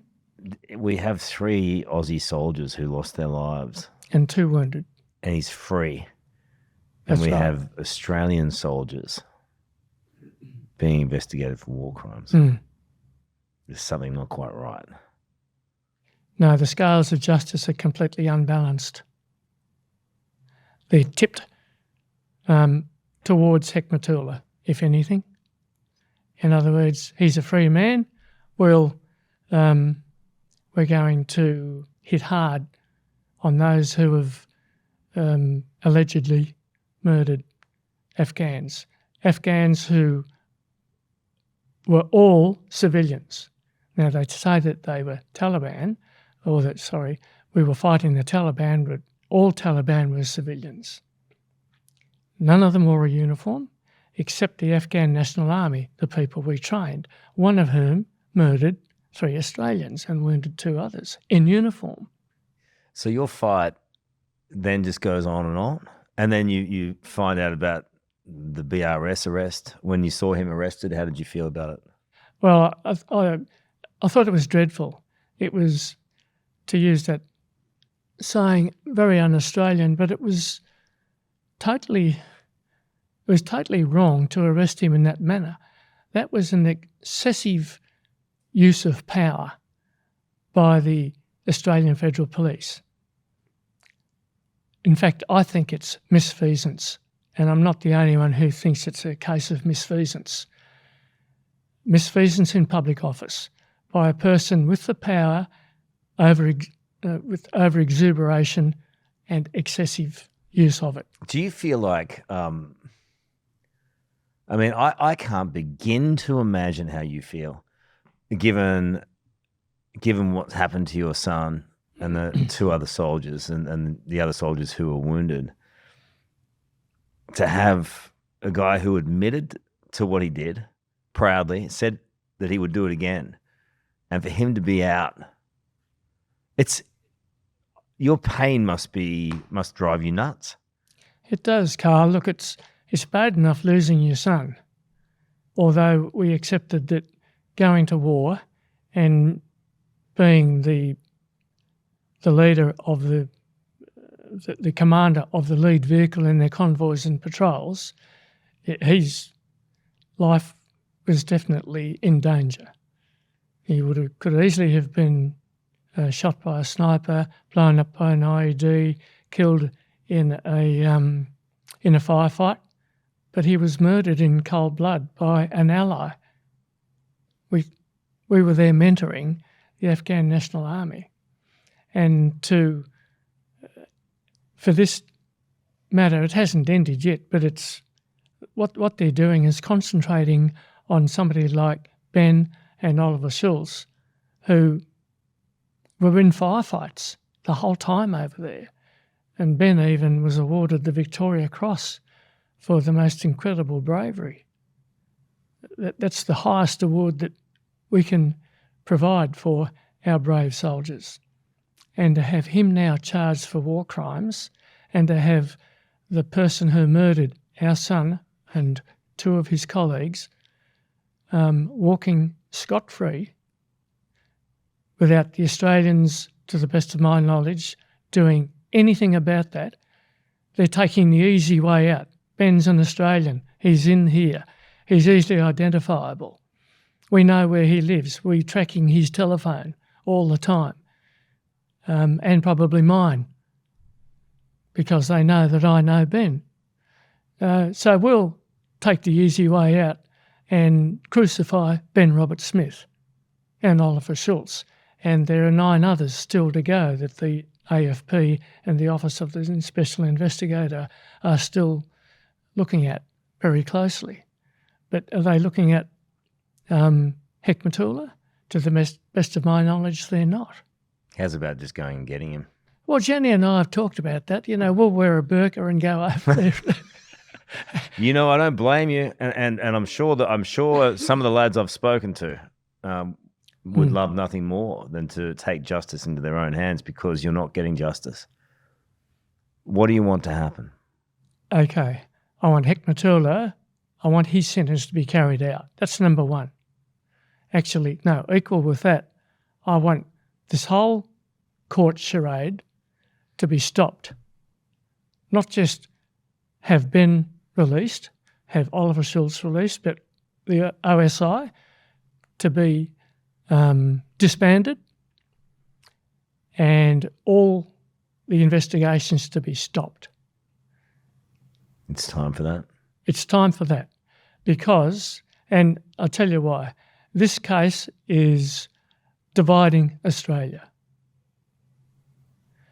That's the first point. The second point is that there is a precedent for this, and that was in the case of Bernard Collaery. He was being investigated by the AFP on allegedly releasing confidential documents, and he was eventually discharged. That whole case was dropped. As soon as Labor came to power, it was Mark Dreyfus, I think was the Attorney General at the time, and he has the authority under a particular act of law to do this, and he exercised that authority at that time. I don't think they're going to do it. Well, they should do it. Why not? What possible faith do you have in them doing that? At this stage, very little, because they've dug this bloody hole so deep for themselves, but they can get out of it by doing the right thing. What do you think your son would want? He would want exactly that. I feel that I'm speaking with his voice at the moment. I'm speaking with the voice of all soldiers who served with him and all soldiers who I think served in Afghanistan, with the exception of very, very few.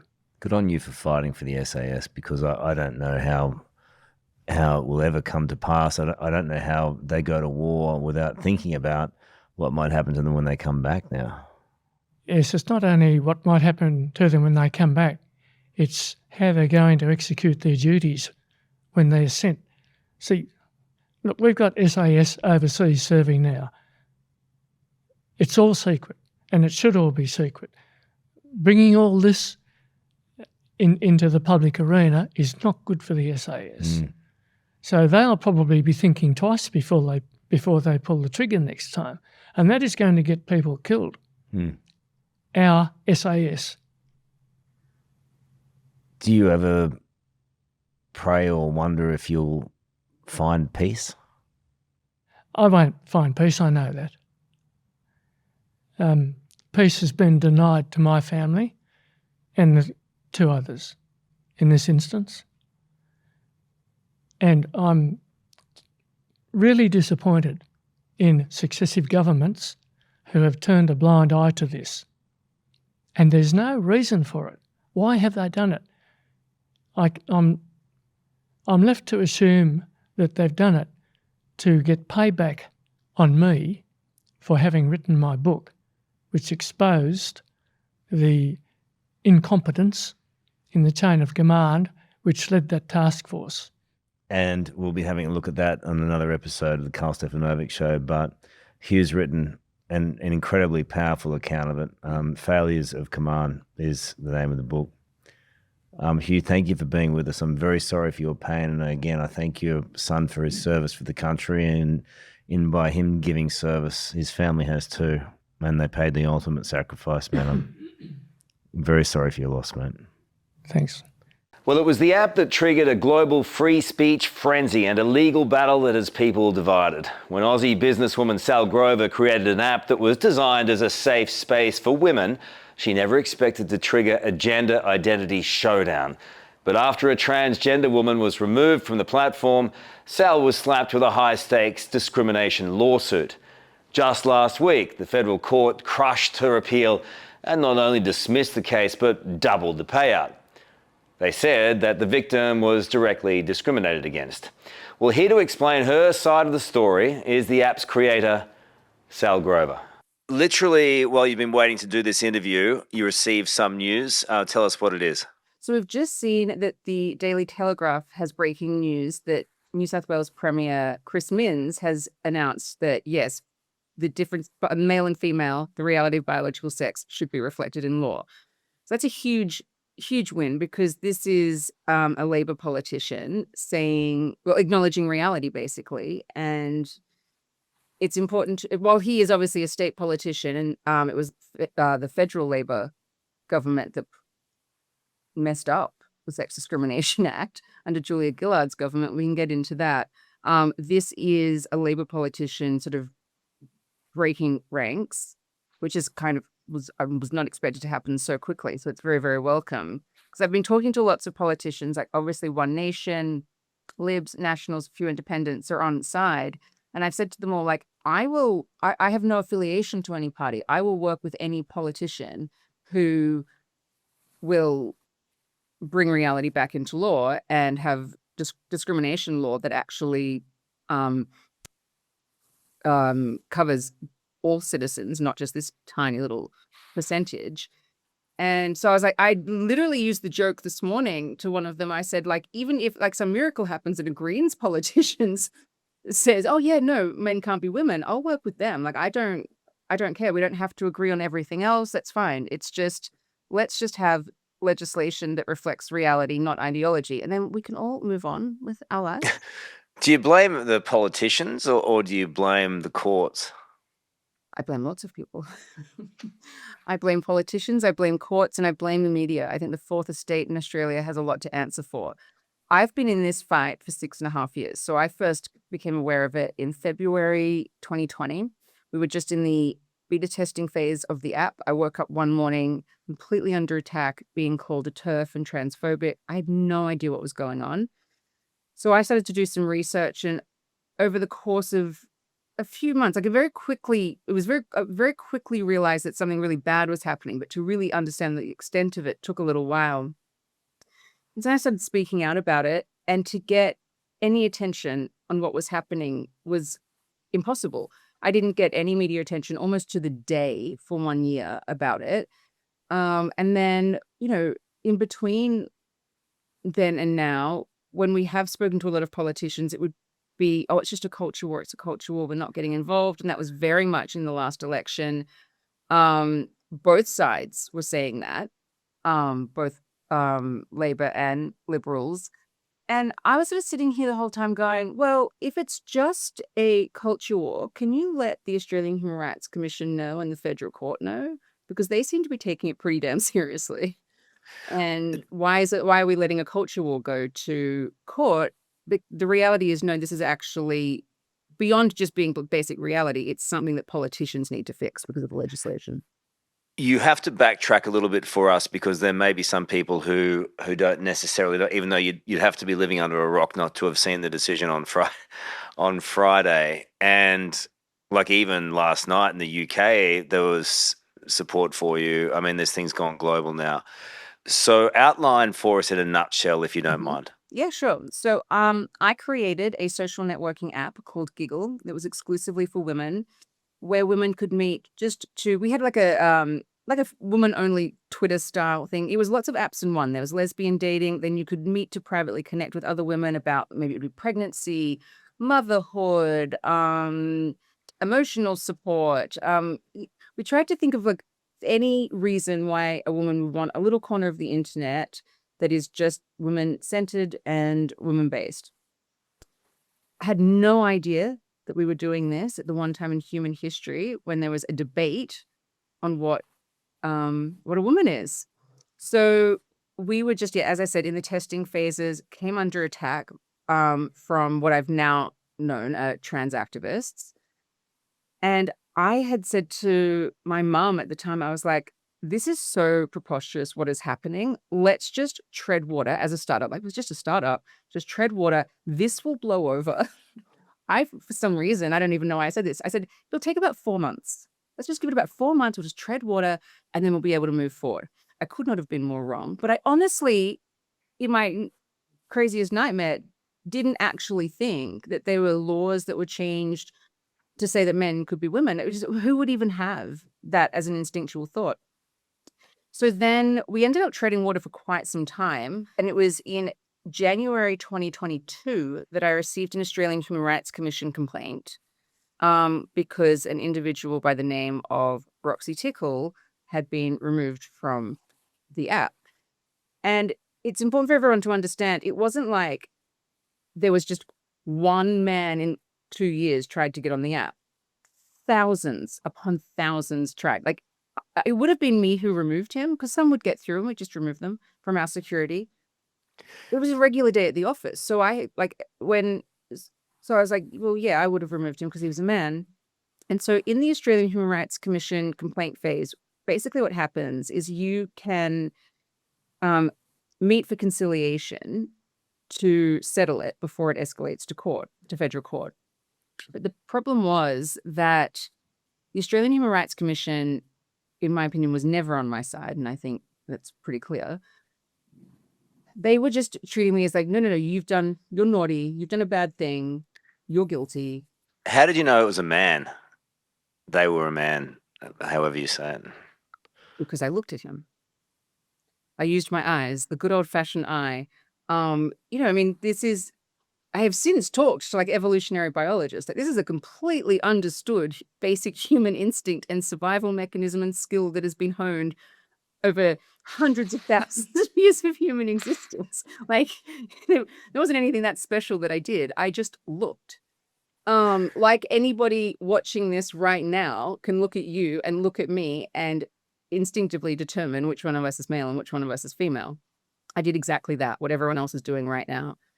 And so the Australian Human Rights Commission said to settle it so it wouldn't escalate to court, I had to agree to let him on the app, let all men who claim to be women on the app attend sex and gender education classes, which could only be re-education because I'm definitely educated on it now, but I was still in 2022 quite educated on the differences of what was going on. Apologize to him, pay $20,000. So he's got that now. And moderate all content on the app so that men who claim to be women weren't offended by anything that actual women were saying. And I was like, so not only do you want in, you want to control what's on there. I was like, this is so sinister. Absolutely no way. And it's just so happened coincidentally during this time, I got the Australian Human Rights Commission complaint when I was 14 weeks pregnant. And they were using all of the language like assigned sex at birth and all of this nonsense. But during this time at 20 weeks, I found out I was having a daughter. So they talk about lived experience, but my lived experience was proving that what they were saying was complete nonsense. And so I had a moment I had to consider whether I would basically just agree to them and then just shut it down, be like, okay, well then I don't have any rights, or say no to conciliation in the AHRC and with the risk that it would go to federal court. So I said no. And it did. He filed in federal court, and what became the most ridiculous court case name of all time, Tickle v. Kegel. You couldn't make it up. And then You really couldn't make it you up. really couldn't. I mean, if you were trying to, someone would go, it's two on the nose. No one will believe it. So we lost the first round because the judge said that sex is changeable, and which was obviously ludicrous, and that it was indirect discrimination because it didn't matter whether I knew he had a gender identity or not, it's still discrimination. And then also fined me $10,000 in damages because during cross-examination, the Tickle barrister introduced evidence of this meme that had been created. I had nothing to do with it. And this meme had been placed in a candle and it was being sold. Again, I had nothing to do with it. And it was just this completely ludicrous situation of sitting in federal court and being told, because she's talking about it, I don't know what you're talking about. Turn to the court book and I'm faced with this, what was supposed to be a funny meme. And I laughed in just this sort of involuntary way I used to say 5 seconds and I was told, stop saying 5 seconds. It was like a second, like it was so quick. And I just said, I'm so sorry. Well, the judge said my laughter caused such offense that it was $10,000, which is chilling because it means that a natural involuntary human reaction can be fined in court when you're in the witness stand supposed to tell the truth. Do you think the judge just didn't like you, or? Yeah, I mean, there's a lot of any woman who won't do what she's told will tell you that you might not be liked. I don't know how you're still laughing. This stuff is pretty. You have to. This stuff is pretty disturbing, woman. Really disturbing. It's completely and utterly disturbing. It's chilling what's happening. So I obviously appealed, and so the appeal was heard in August last year. Been waiting 9 months for the decision, which was an exceptionally long time, which in a way actually gave me some optimism that we might have won it. I didn't think that they'd just dismiss it. But on Friday last week, they dismissed our appeal and they accepted his cross appeal. So he was actually also appealing. He was appealing the decision he'd won because he wanted it upgraded from indirect discrimination to direct discrimination. And their argument for that in court, you are going to think I'm lying, was that because he was wearing a V-neck T-shirt and had shoulder-length hair in his photo, I should have known that he had a gender identity of woman because V-neck T-shirts are associated with women. And I remember sitting there. Wow, I didn't know that. I was like, there's just no way the judges will accept this. This is absurd. Anyway, on Friday, they said the cross appeal had been accepted. So it was upgraded to direct discrimination and the damages increased to $20,000 because they say that my calling him a man is something that should be basically kept in private, not in public. But let me get this right. But this is an app for women. Look, I have 2 beautiful daughters, and I also want my daughters to have the right to go into a place where they can be with women. Yeah. Right? It's pretty simple. Yeah. And that was your desire. Yeah. And then this happens. So I mean, yes. It kind of erodes the whole point of it. Well, 100%. That when it was in the AHRC stage, it was whether I just agreed and just sort of let all these men who claim to be women on. I was like, well, what's the point of it? There's no point. So you just shut it down. So it was basically either shut down your startup or fight for it. And in the process, fight for, other women's rights. And as you mentioned, daughters, like I have a daughter she's now, she'll be 4 in 2 months. And at the time I was like, I'm going to have to teach this little girl to stand up for herself and for what's right. And how do I do that if I have run away from it at the first time where it seems impossible, but you still have to try. And so that's why I was like, well, no, we'll fight. And so we've been fighting now in court. This whole process has been 4.5 years. And so while this decision last week is it's horrific, mortifying, I'm shocked and devastated by it. What is happening since then with politicians finally coming out and saying, oh yeah, something needs to change. And they're the ones that can do it. They could change the Sex Discrimination Act in a sitting Parliament week very easily. They just have to put the definitions back in and we're fine. So I was in the car and I had a bunch of really important women in my life in the car, and we were heading out to the country to do a story on, country people who are getting, surprise, surprise, rolled over by the government, and it came through, and I was like, hang on, if we're not protecting women, what, first of all, how do you feel about this? And they were like, well, this is for women. Yeah. This is for women. And we need and deserve to be protected.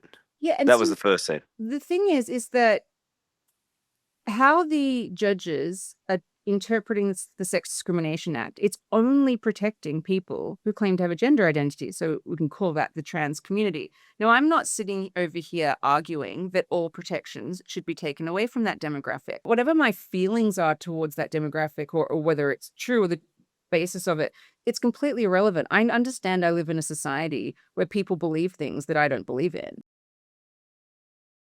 That's fine. And we should all be. Yeah, but the argument is, I guess, that I'm sorry to interrupt, but Yeah. I'm just trying to get this right in my head. But the argument is that by you not allowing someone in, you're making a judgment call on who they are and who they identify as.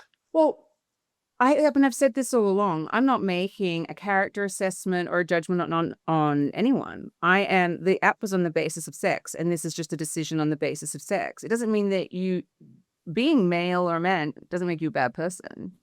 Like, you should never be punished for identifying that somebody is a man. That's just a statement of fact. It's my position that anyone in the planet can believe whatever they want about themselves. If you are a man, but it makes you feel better to get out of bed in the morning calling yourself a woman, it's not my business. That's fine. Mm. I don't have a position on that in a free society. It's only if your identity of that is going to impinge on mine and everyone else's rights that suddenly we have a problem. So if I'm being forced to believe it, how I could liken it in a way, I suppose, is I'm not religious. So I don't believe there is a soul. I'm fine with other people believing there is. But if I was being forced to believe that people have a soul, and rights of mine were being taken away, if I was being punished because I wouldn't validate that, or my speech was being punished, my belief was being punished, my freedom of association was being punished over that, then I've got a problem with it. So it's about making sure that everybody in the country is protected. And at the moment, that's not happening.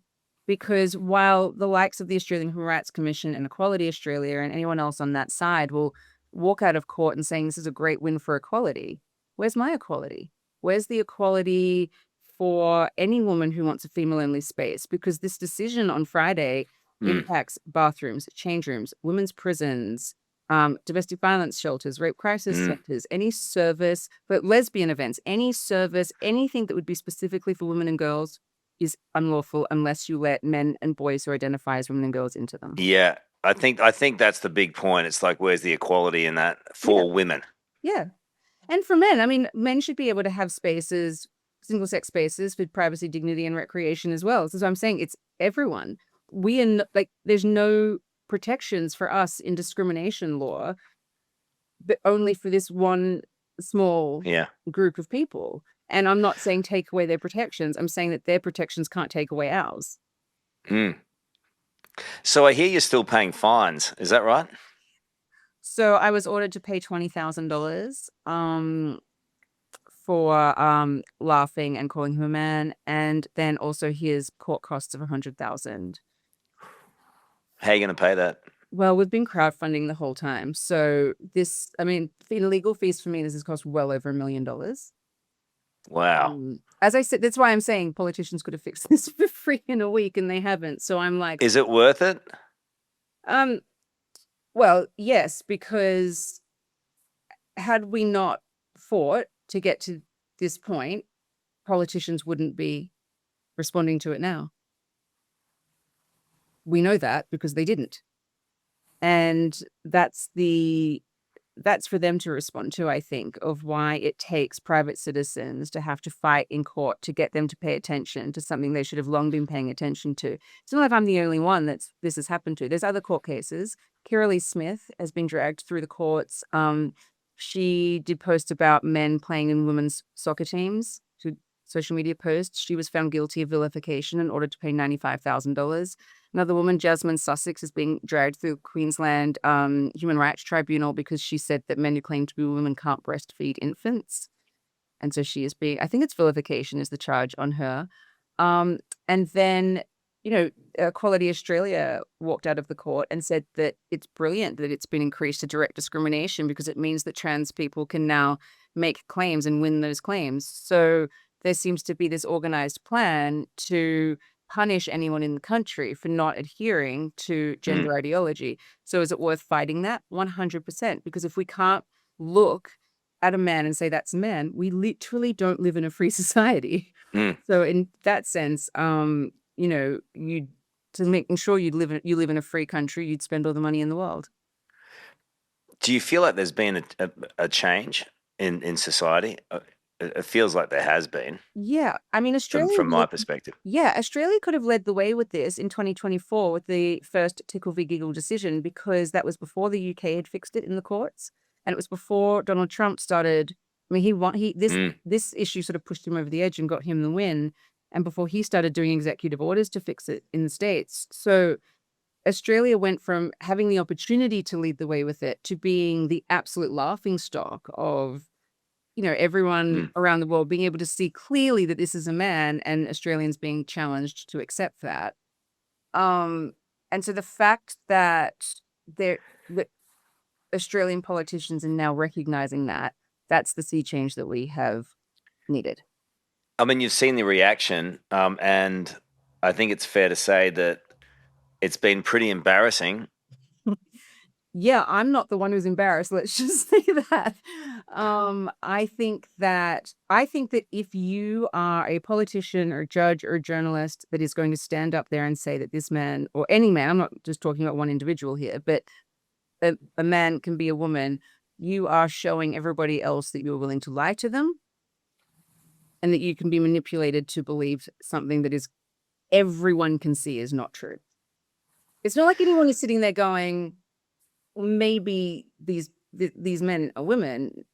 No, I mean, women and men are two distinct, different people. We know this. Like when we're sort of looking for someone to date and we walk into a bar, we don't walk around going like, oh, I wonder what their gender identity is. We see hot guy, or hot girl, like whatever your sexual orientation is.